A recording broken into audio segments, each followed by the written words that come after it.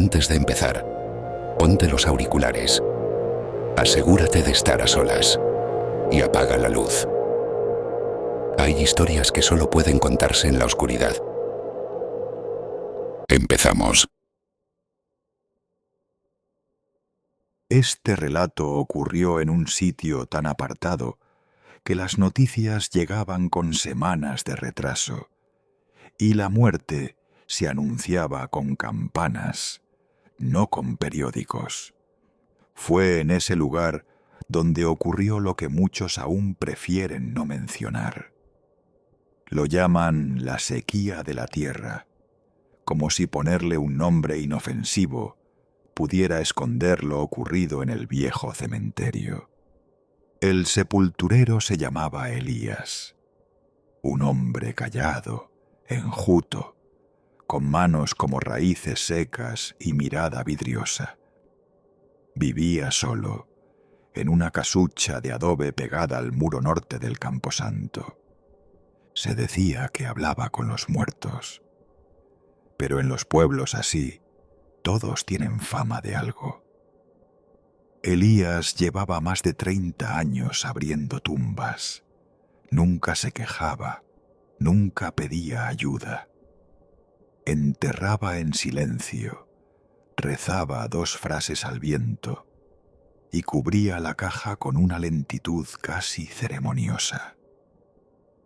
Hasta que una mañana de otoño, mientras barría hojas secas entre las lápidas, vio que una fosa estaba abierta. Al principio pensó que se trataba de una exhumación pendiente, aunque no recordaba ninguna programada. Se acercó, gruñendo por el frío y por el lumbago, pero cuando leyó la lápida, se le heló la espalda. Esa tumba ya había sido sellada, con cemento, hace más de 10 años. La tapa del ataúd estaba abierta. No había cuerpo, solo tierra removida, húmeda, con un olor metálico imposible de confundir. No avisó a nadie. Tapó la fosa en silencio, como si nada hubiera pasado. Pero a la noche siguiente, otra tumba apareció abierta. Era la de una niña, muerta hacía 7 años, por una fiebre que la consumió en menos de una semana. Su ataúd también estaba vacío. A la tercera noche, la fosa pertenecía a un hombre que Elías había enterrado con sus propias manos. Estaba seguro de ello. Recordaba el peso del ataúd, la cruz mal clavada, incluso la música desafinada que sonó durante el entierro. Pero no había restos, ni huesos, ni ataúd. Solo un hueco fresco en la tierra y ese hedor a hierro oxidado que le revolvía el estómago. Elías empezó a perder el sueño. Dormía con la ropa puesta, por si debía salir en mitad de la noche. Sentía que lo observaban desde los árboles. El 4.º día colocó una trampa. Dejó una tumba falsa a medio cubrir, con un ataúd vacío, esperando que lo que fuera que abría las fosas cayera en ella. Esa noche no cayó nadie, pero cuando salió al amanecer, encontró algo más inquietante. Una palabra tallada con uñas en la tapa del ataúd. Una palabra que solo él entendía. Un nombre que no pronunciaba desde hacía décadas. Era el nombre de su hermano muerto. A partir de entonces, las campanas empezaron a sonar sin que nadie las tocara. Los perros ladraban en dirección al cementerio y se negaban a cruzar el portón. Los vecinos decían que sentían pasos detrás de ellos cuando regresaban del mercado por la vereda que bordeaba el muro sur, una sombra pegada a la suela que se desvanecía justo antes de llegar a casa. Y Elías dejó de salir. Nadie lo vio durante días, hasta que un niño que robaba manzanas del huerto junto al camposanto afirmó haberlo visto escarbando la tierra con las manos desnudas, murmurando nombres al revés, uno tras otro. Los ancianos del pueblo decidieron intervenir. Fueron hasta la casa del sepulturero un viernes por la tarde. Golpearon la puerta. No hubo respuesta. La hallaron entreabierta. Adentro, la casa estaba en penumbra. Había cruces talladas en las paredes, velas apagadas y platos con comida podrida. Y sobre la mesa, una libreta con páginas rasgadas, llena de dibujos en tinta negra. Ninguno de ellos parecía humano. Pero lo más inquietante fue lo que encontraron en el patio trasero. Una fosa recién abierta, y dentro algo que no debía estar allí. No era un cadáver lo que yacía en esa fosa. Era un espejo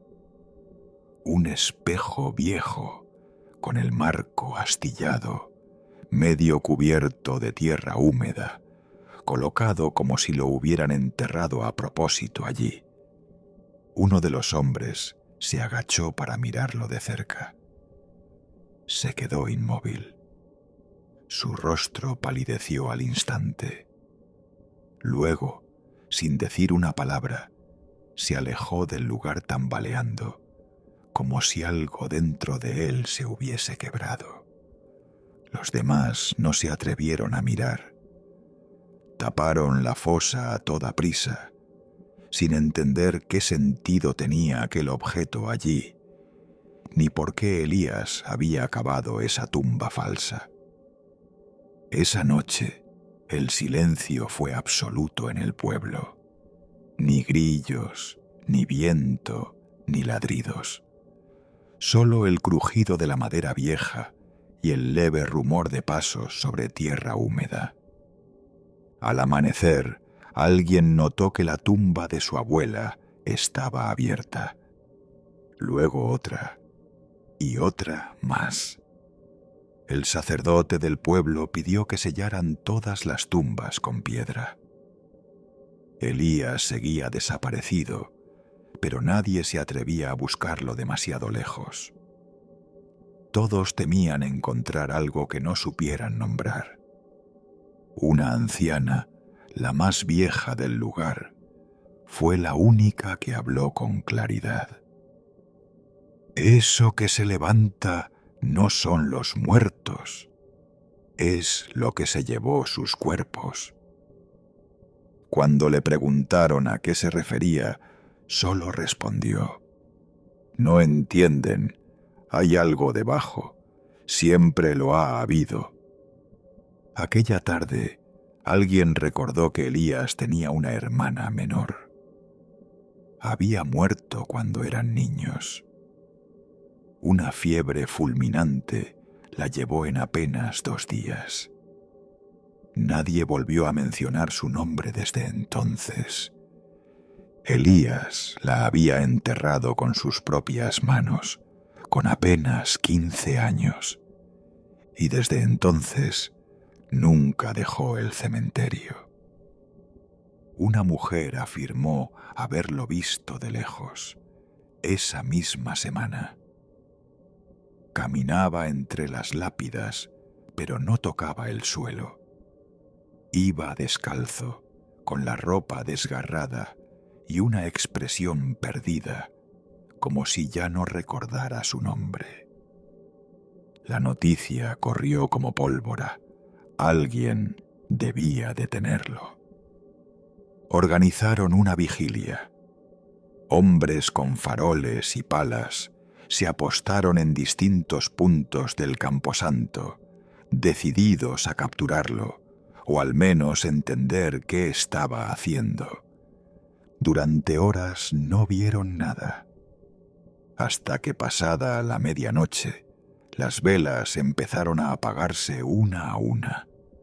Los relojes se detuvieron, y desde el centro del cementerio, una luz tenue, como si alguien estuviera excavando con una lámpara a cuestas. Se acercaron con cuidado, avanzaron entre las lápidas, sus sombras deformándose en los mármoles fríos. Y allí estaba Elías, de rodillas frente a una fosa que no existía en el registro. No tenía pala, cavaba con las manos. La tierra le cubría hasta los codos. Murmuraba algo en un idioma que no era el suyo. Tenía los ojos cerrados, pero lloraba. Uno de los hombres se adelantó y le gritó por su nombre. Elías no reaccionó. El suelo comenzó a temblar, leve pero constante, como un susurro que se filtra desde lo profundo. Entonces, todos vieron cómo algo en la tierra se movía. Una forma que no era humana. Una curva, una silueta, algo que respiraba. Y lo más perturbador, no salía, bajaba. La fosa se estaba tragando a Elías. Intentaron sujetarlo, pero fue inútil. La tierra parecía tener vida. Lo succionaba centímetro a centímetro, como si lo reclamara. Antes de desaparecer por completo, Elías abrió los ojos y sonrió. Esa imagen los persiguió a todos por el resto de sus días. Al amanecer, no había ni rastro de él, ni fosa, ni herramientas, ni tierra removida. Pero sí un detalle nuevo.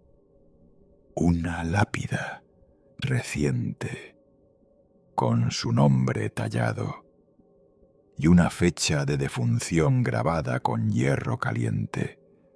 La noche anterior. El rumor se esparció como aceite sobre agua. Elías está enterrado, pero no muerto. La lápida apareció sellada al amanecer, perfectamente alineada, como si un sepulturero invisible la hubiese colocado con pulso quirúrgico.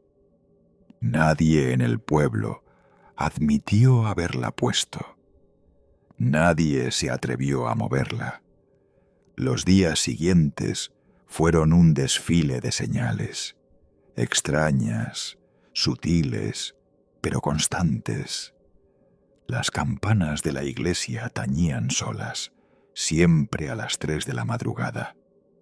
Una campanada por noche. Siempre una. Los retratos antiguos empezaron a desvanecerse. Rostros que antes eran reconocibles, ahora lucían borrosos, como si la memoria los rechazara. Y los más sensibles decían oír voces, no desde el cielo ni el infierno, sino desde la tierra misma. El alcalde ordenó cerrar el cementerio. Pusieron cadenas, sellaron la entrada con tablones, clavaron cruces en las verjas. Pero no sirvió. Una semana después, encontraron una fosa abierta justo en el centro del pueblo, en la plaza, sin ataúd, sin restos, solo tierra revuelta. Y ese mismo olor metálico que perseguía a todos desde hacía días. Lo que fuera que habitaba bajo el cementerio ya no estaba contenido. Los ancianos decían que eso que arrastraba los cuerpos no los robaba, los cambiaba, los intercambiaba por algo más antiguo. Y entonces comenzaron las apariciones. Primero fueron sombras, siluetas humanas que cruzaban de un tejado a otro sin dejar huellas. Luego, reflejos en los cristales que no coincidían con quien se miraba. Y por último, los dobles. Uno por uno, algunos vecinos empezaron a ver réplicas exactas de sus seres queridos caminando por las calles, pero con gestos levemente distorsionados. Una sonrisa fuera de lugar. Un parpadeo que no ocurría. Un niño juró que su madre lo despertó en la madrugada y le pidió que la siguiera hasta el cementerio. Pero su madre dormía profundamente en la habitación contigua. El pánico se apoderó de la aldea. La misa del domingo fue la última. Nadie volvió a rezar en voz alta. Era como si nombrar a los muertos les diera poder para volver. Una noche, la mujer más joven del pueblo, Clara, decidió confrontar el misterio. Había perdido a su padre hacía apenas 2 años. Él era uno de los cuerpos desaparecidos. Esperó hasta la medianoche, se escabulló por detrás del molino y cruzó el muro del cementerio, ahora cubierto de enredaderas negras, como si el lugar respirara podredumbre. Llevaba una lámpara de aceite y un colgante que había sido de su padre. Caminó entre las lápidas buscando su nombre. Pero donde debería estar su tumba, había otra. Una tumba que no correspondía a nadie del pueblo. El nombre grabado era irreconocible. Una palabra larga, inhumana, como si alguien hubiese mezclado sílabas antiguas al azar. Pero el colgante estaba colgado del mármol. Cuando lo tomó, escuchó el eco de una respiración, no la suya. No estaba sola. Desde el interior de la tumba, algo se movió. Clara retrocedió. Pero sus pies tocaron algo blando. Al girar, vio una figura de espaldas, vestida con la ropa de su padre. La misma chaqueta de lana, las botas viejas, incluso el gesto encorvado. Pero cuando le llamó, la figura se volvió y no tenía rostro. Clara no gritó ni corrió, solo retrocedió lentamente, mientras aquella figura sin rostro avanzaba con pasos que no dejaban sonido. Cada vez que intentaba mirarla de frente, el aire se volvía denso, como si una presión invisible le comprimiera los pulmones. Era como respirar ceniza. Entonces ocurrió algo aún más imposible.